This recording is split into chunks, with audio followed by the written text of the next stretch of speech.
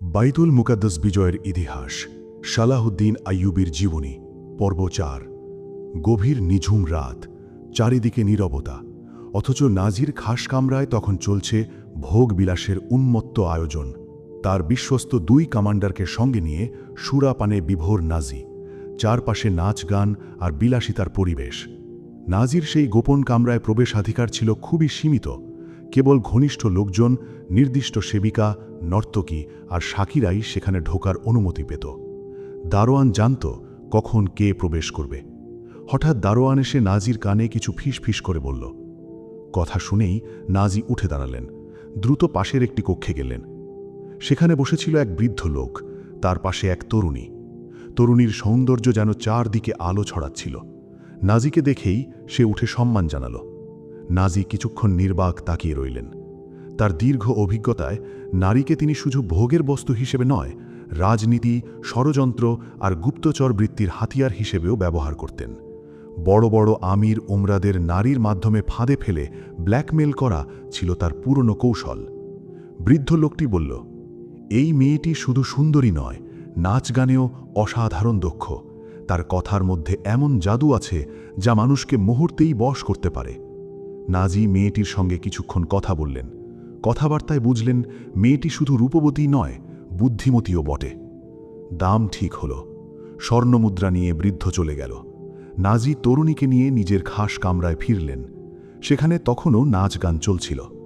নাজি নতুন তরুণীকে বললেন, নাচ দেখাও। তরুণী নাচ শুরু করল। তার নৃত্যের ভঙ্গি, সুরের মাধুর্য আর আত্মবিশ্বাস দেখে উপস্থিত সবাই বিস্মিত হয়ে গেল। নাজি মনে মনে ভাবলেন, এ যেন অমূল্য সম্পদ, অথচ অল্প মূল্যে পেয়ে গেলাম। একসময় তিনি সবাইকে বিদায় করে দিলেন। ঘরে রইল শুধু তিনি আর সেই রহস্যময়ী তরুণী। নাজি জিজ্ঞেস করলেন, তোমার নাম কি? মেয়েটি বলল, জোকি। নাজি বললেন, শুনেছি তোমার কথার জাদুতে পাথরও গলে যায়। আমি তোমার সেই যোগ্যতার পরীক্ষা নিতে চাই। জোকি শান্ত কণ্ঠে বলল, বলুন কোন পাথর গলাতে হবে? নাজি গভীরভাবে বলল, সালাহুদ্দিন আইয়ুবীকে। জোকি অবাক হয়ে বলল, সালাহুদ্দিন আইয়ুবী? হ্যাঁ, যদি তাকে তোমার রূপ আর বুদ্ধির জালে আনতে পারো, তবে তোমাকে তোমার ওজনের সমান স্বর্ণমুদ্রা পুরস্কার দেব। জোকি জানতে চাইল, তিনি কি মদ পান করেন? নাজি হেসে বলল, না, মদ, নারী, নাচ গান এসবকে তিনি কঠোরভাবে অপছন্দ করেন। জোকি কিছুক্ষণ চিন্তা করে বলল, তাহলে আপনি কি তাকে হত্যা করতে চান? নাজি মাথা নাড়লেন, না, হত্যা নয়। আমি চাই সে আমার বন্ধু হোক, কিন্তু সেই বন্ধুত্ব হবে আমার মর্যাদা আর প্রভাবের ভিত্তিতে। জোকি বুঝে গেল, এটা শুধু একটি ব্যক্তিগত খেলা নয়, এর পেছনে রয়েছে গভীর রাজনৈতিক উদ্দেশ্য।